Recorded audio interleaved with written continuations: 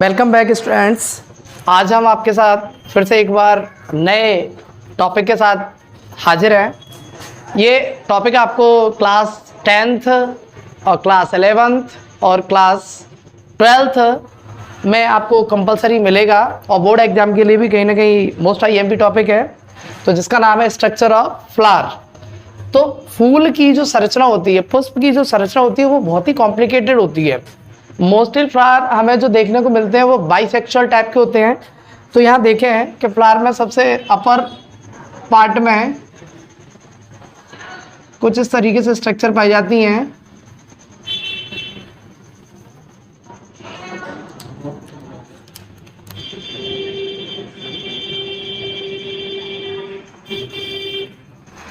Lower portion of the flower situated stock, यानी कि फूल के सबसे निचले वाले भाग में एक बेसल पार्ट रहता है जिसे स्टाक कहते हैं। स्टाक के अपर पोर्शन पर एक और स्ट्रक्चर रहती है जिसे पेडिसल के नाम से जाना जाता है, pedicel.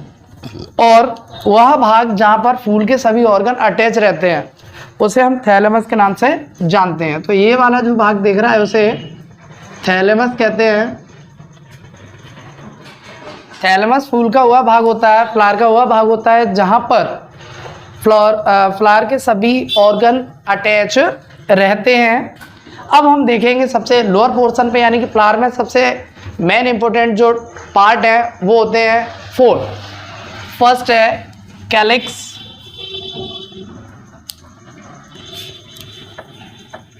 Calyx. Second is Corolla, third is androecium and fourth is gynoecium. तो इस तरीके से फूल में जो है ना दो मेन पार्ट है, रिप्रोडक्टिव और ये है आपके एसेसरी ऑर्गन, एसेसरी ऑर्गन। तो इस तरीके से इसमें दो जो टोटल पार्ट है फ्लावर के वो 4 हैं, कैलिक्स, करोला, एंड्रोसियम और गाइनोसियम। तो अब यहाँ बात करते हैं कि अपर मोस्ट दो पार्ट है, एक है कैलिक्स और करोला जो एसेसरी ऑर्गन है, और मेन रिप्रोडक्टिव ऑर्गन है। कौन से ऑर्गन? Reproductive organ. वो आपके दो होते हैं, एक है एंड्रोसियम और एक है गाइनोसियम। यहाँ हम इसको डिटेल से स्टडी करेंगे। फूल में सबसे नीचे की ओर जो है ना ग्रीन लीफ लाइक स्ट्रक्चर दिखाई देती हैं जिन्हें हम कैलिक्स कहते हैं।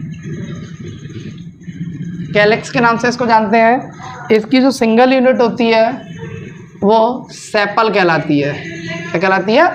सेपल। अब फूल में सबसे नीचे की ओर देखेंगे तो उसमें हमें ग्रीन लीफ लाइक स्ट्रक्चर दिखाई देती है जिन्हें सेपल के नाम से जानते हैं। यानी कि हम यहाँ देख रहे हैं कि ग्रीन कलर की जो स्ट्रक्चर है इनकी सिंगल यूनिट सेपल कहलाती है, और a group of many sepal is called calyx. यानी कि कई प्रकार के सेपल आपस में जुड़ करके कैलिक्स को बनाते हैं। अब हम चलेंगे ऊपर की तरफ। फूल में जो रंगीन पत्तियां दिखाई देती हैं उन्हें कोरोला कहते हैं। कोरोला, इसकी सिंगल यूनिट जो है पेटल कहलाती है। पेटल यानी कि फ्लावर में जो कलरफुल लीफ दिखाई देती है ऊपर की तरफ उन्हें हम कोरोला कहते हैं। इसकी सिंगल यूनिट पेटल कहलाती है। और मैनी पेटल्स या combinedly known as petals is known as corolla. अब यहाँ बात करेंगे हम इसके मेन रिप्रोडक्टिव पार्ट की। So it is the third most reproductive organ. This is called androecium. Androecium is also known as MRO, male reproductive organ. Androsium consists of 2 parts such as first uppermost rounded structure, जो ऊपर की तरफ गोल संरचना दिख रही है उसे anther कहते हैं। एंथर कंटेन करता है पॉलन ग्रेन्स को, और लोअर मोस्ट जो धागे जैसी संरचना दिख रही है उसे फिलामेंट कहते हैं। क्या कहते हैं? फिलामेंट। और इन दोनों को हम कंबाइंडली फॉर्म में स्टेमन कहते हैं, जो कि यूनिट होती है एंड्रोसियम की। किसकी यूनिट है? एंड्रोसियम की। बोर्ड एग्जाम में क्वेश्चन आता है कि मेन यूनिट या एंड्रोसियम की जो मेन यूनिट है उसे हम क्या कहते हैं? स्टेमन। अब आता है फोर्थ होल, यानी कि इसका चौथा भाग, ये है गायनोसियम। इसको हम गायनोसियम के नाम से जानते हैं। गायनोसियम जो है इसका फीमेल रिप्रोडक्टिव ऑर्गन होता है, फीमेल रिप्रोडक्टिव ऑर्गन होता है, FRO कहते हैं। Gynoecium consist of 3 parts such as, first is stigma, second is style,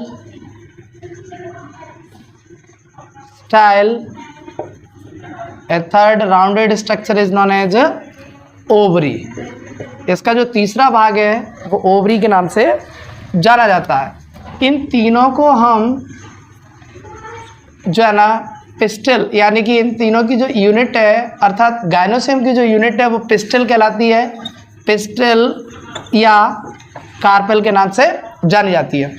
फूल में सबसे अंदर की ओर हमें एक और गोल संरचना दिखाई देगी जिसे हम न्यूक्लियस के नाम से जानते हैं। ये है न्यूक्लियस। फिगर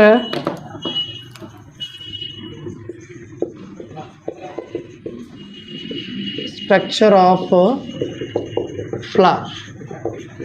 तो इस तरीके से आपने देखा यहाँ कि फूल की जो संरचना होती है वो हमें ऐसी दिखाई देती है। यानी कि टोटल मैंने बताया आपको कि फ्लावर में जो है ना मेन 4 होल पाए जाते हैं। First whorl is calyx, second whorl corolla, third whorl androecium and fourth whorl is gynoecium.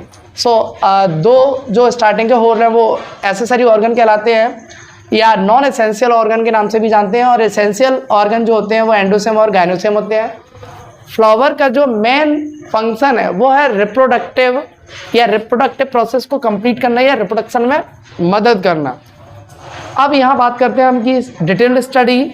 So flower में सबसे नीचे की तरफ आप देख पा रहे हैं कि स्ट्रक्चर दिखाई देती है जिसे स्टाक कहते हैं। इसके बाद यहाँ एक और स्ट्रक्चर पाई जाती है जिसे पेडिसल कहते हैं।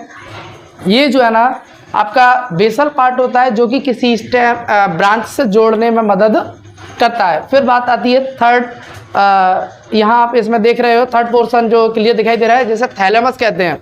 सो थैलेमस हम फ्लावर के उस भाग को कहते हैं जहाँ पर फ्लावर के सभी ऑर्गन अटैच रहते हैं या सिचुएटेड रहते हैं। अब हम बात कर रहे हैं इसमें फ्लावर के जो मेन ऑर्गन है calyx.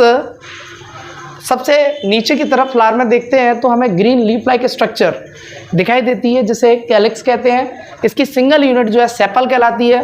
It is a support protective part या protective whorl of the internal organs of the flower. यानी कि ये जो है ना फूल के अंदर के जो ऑर्गन्स पाए जाते हैं उनको सपोर्ट प्रोटेक्शन देने का काम करता है।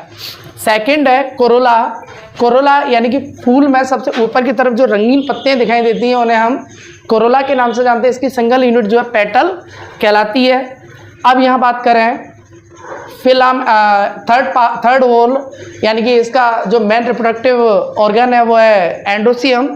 It is also known as male reproductive organ या MRO।